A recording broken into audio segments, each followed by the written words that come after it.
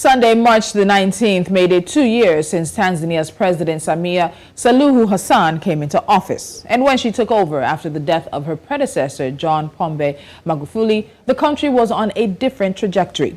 President Samia has since presided over a raft of reforms that have changed the direction of the country. Unlike Magufuli, President Samia reopened Tanzania's diplomatic relations with the world. She has toured from Beijing to Brussels, Dakar to Davos, Dubai to Doha, London to New York, and Nairobi and Los Angeles to Kinshasa. She helped resolve most of the petty trading quarrels with Kenya on her state visit and boosted ties across the East African community. Recently, she has spoken out about the need to review the EAC's treaty, pointing out that it doesn't adequately represent the times. And Kenya's President William Ruto has now joined in President Samia's call for a review. Ruto also believes the new treaty should be in line with the EAC's current composition of 7 partner states. From Nairobi, Kenya, I have Professor Iraki, Economist, joining me now. Professor Iraki, welcome to Business Edge. Thank you once again for joining me. How are you? I'm very much with you. In Swahili, tuko pamoja. Fantastic. Thank you so much. All right, so let's start this conversation because we know when President Samia came into power, COVID was still quite on and very different from her predecessor. She appointed a committee of experts to help her navigate the pandemic. We know that former president, late President John Magufuli, was basically denying COVID was even present in Tanzania. What other ways, particularly economic, have you seen that President Samia has differed from her late boss? That's an interesting observation because since we got the new president, I've been to Tanzania a number of times. And one of the ways that the new president is different from Magufuli is that she looks to be more open. For example, she has allowed the opposition to have political rallies. And she was even seen in one of the political rallies recently. So I think she is more open. But economically, I think she has made the country more open to foreign investment. She has made it easier for people to come and invest. And Tanzania is open to business. And I think as far as I'm concerned, I can see the economic. Let's just look at some of the time that President Samia Suluhu Hassan has spent in office. Now, she ended the COVID-19 pandemic with a scientific approach, as I said earlier, vastly different from where late President John Magufuli had stood on the COVID-19 pandemic. She also wooed back foreign investors to Tanzania, making sure that she restored the confidence of domestic investors as well. And she pressed the reset button on Tanzania's foreign policy. So she's been very, very vital. One of the interesting aspects of her presidency also has been sort of this renewed vigor of competition, particularly with Kenya, which is the largest economy in the East African community. So she has strengthened the freedom of the press, even though there are still many, many complaints that she has not, in fact, actually reverted or reformed some of the anti-press laws that are on the books from Magufuli's administration. There seems to be better free speech, civil society, political dialogue, and she's lifted a ban on political rallies as well as bringing in political opposition as well. She's revived the process for adopting a new constitution and even quadrupled the budget allocations to the agricultural sector. So there have been a number of things. The first female president in East Africa. She took over after former President John Magufuli passed away after a brief illness. She was his vice president, and many people have said that for a number of years she was in his shadow, but now with her opportunity to lead Tanzania the way she thinks Tanzania should be led, these are some of the things that she's been doing. I think I have Professor Iraki back on the line with me. Professor Iraki, we've seen some interesting moves, particularly in the East African community with President Samia, also sorting through some of these diplomatic and economic issues that have these spats that really have sort of riddled the community in a number of years. So let's go to that. When it comes to outside economic relations and the moves that the president has made, particularly in the East Africa region, what do you think about the decisions she's made, the actions that she's taken, and then sort of the consequences of those? I think she has revived the spirit of the East African community. Remember that for the last for the 20 years that East African community has been in existence, after breaking a bit some times ago, the countries have not been talking in tandem.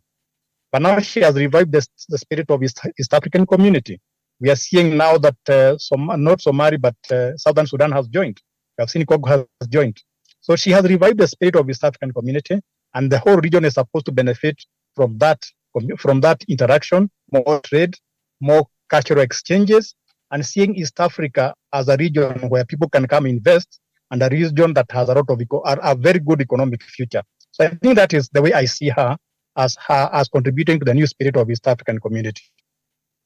Interesting, because there have been some economic reforms that have been really on the front burner for her. So we've seen the kind of competition that Tanzania now seems to be giving Kenya as it is. We've seen the Dar es Salaam port in particular, which serves landlocked countries such as Malawi, Zambia, DR Congo, Burundi, Rwanda, and Uganda. And it also handles more than 80% of cargo destined for inland Tanzania. The port has upped its game. She has even taken on more projects, and we're talking about projects involving the Chinese as well. In terms of how she's bringing about infrastructural development. So when you look at that, some are worried about her taking on much more than she can chew, or taking on much more than she can handle. Do you have that concern when we look at some of the projects that the president has taken on in recent times? If you look at the size of Tanzania, it's much bigger than Kenya. If you look at her coastline, it is probably 3 times as long as Kenya. And even the population is higher than Kenya. So there's a lot of economic potential in Tanzania, and we can't say she is doing more than she can. The last time I visited Tanzania, I visited the port of Dar es Salaam, and I found the port being expanded. And I saw the new railway line being built from Dar es Salaam, the interior. So I think we cannot say she is doing more than her share. She is trying to open up Tanzania for investment, and what better way than building the infrastructure? And I am sure Kenya and other countries are concerned, because she is going to become a competitor. Tanzania is going to become a competitor. But I think she is doing the right thing, because competition for resources, for investors is normal. And Tanzania has a lot of potential which have not been exploited. She is on the right path.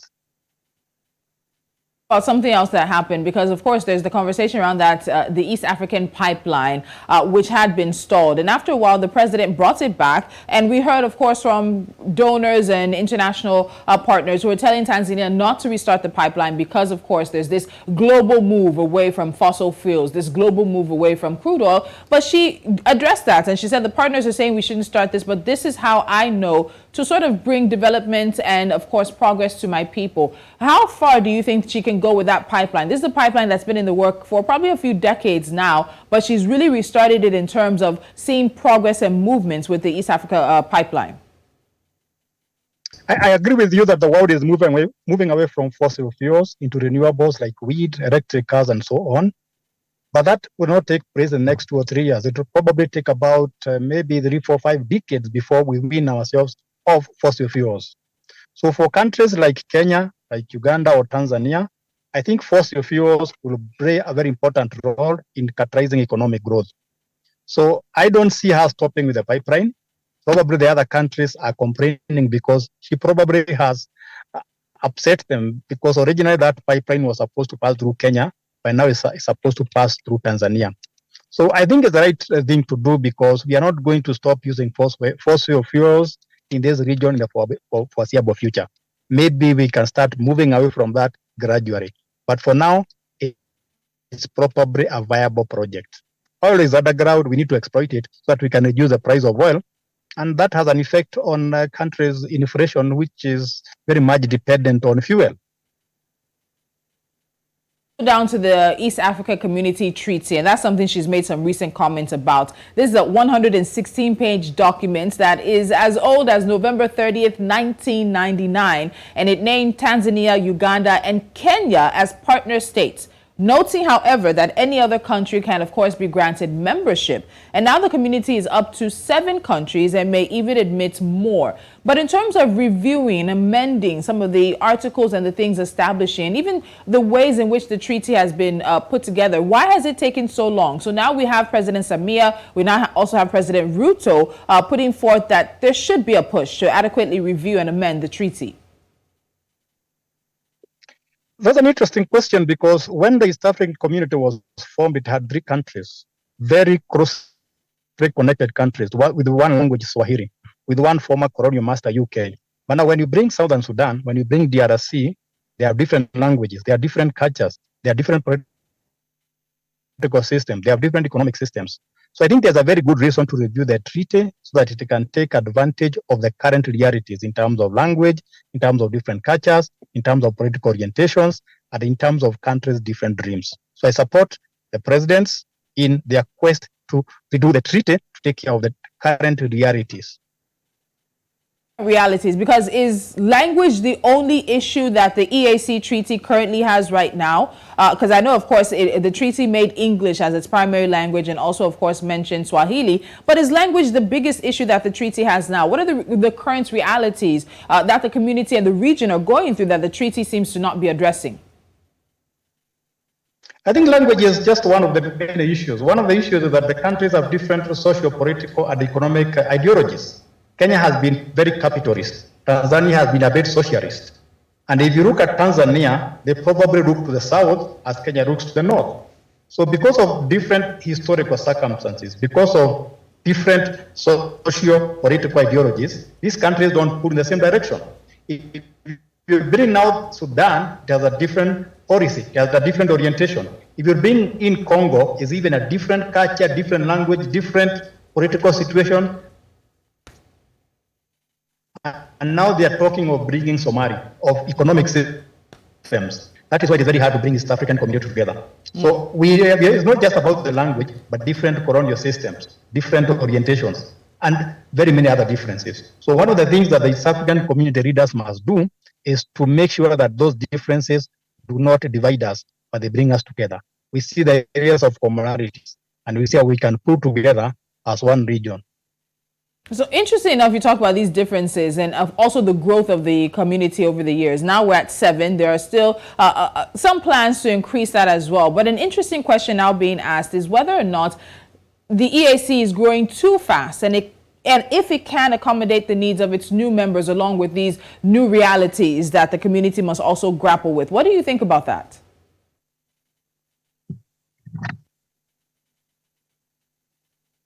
That's an interesting question because from 3 countries to 7 countries, that's definitely very fast growth. And one of the questions you should be asking is, should we be talking about really bad technical difficulties with Professor Iraki. Unfortunately, won't be able to finish that conversation with him. There's even much more on that because we also see that some members of the EAC are members of COMESA as well. And there's always been the question of whether there'd be some overlap or some problems in the rules of engagement between COMESA and the EAC. The EAC has grown from 3 initial member countries to now 7 with plans to increase that. And all of this comes with a call for reform and review of the EAC treaty by Tanzania's President Samia Suluhu Hassan, who herself marked 2 years in office on March the 19th. Now we have President William Ruto of Kenya also agreeing with her that it is past time for the treaty that established the EAC to be reviewed and amended to meet up with the current realities and the needs of the member countries. So it definitely is an ongoing conversation. With 2 years under her belt now, many are looking to see what the rest of her tenure will hold. She has wooed back international investors, giving confidence to local investors as well. There are still some criticisms of the conversations around freedom of the press, freedom of speech as well, even with the political party situation, opposition political party. But there seems to be some project. Now, she's jump-started the stalled negotiations for a $40 billion LNG project. She has also, of course, worked to revive the East Africa, I believe it is the crude oil pipeline. And as Professor Iraki said, that connection may be adding to some of the competition with her and Kenya, but competition at the end of the day will benefit everybody. She's initiated the process of criminal justice reform, also changing the trajectory of the country away from divisive, confrontational politics towards more political competition without animosity. And for many Tanzanians, they seem to be quite happy with her leadership. The first female president in East Africa, President Samia Suluhu Hassan, marking 2 years in office following the death of her predecessor and then president, of whom she served as vice president. Of course, this is a conversation that will continue. We'll see more about the president in the next 1 week or so as we look at many of her policies and economic decisions that she's taken, being able to resolve some of the standoffs that the country has had with Kenya and other members of the EAC. You're watching Business Edge. We're going on a break. After the break, we will then give you international business headlines.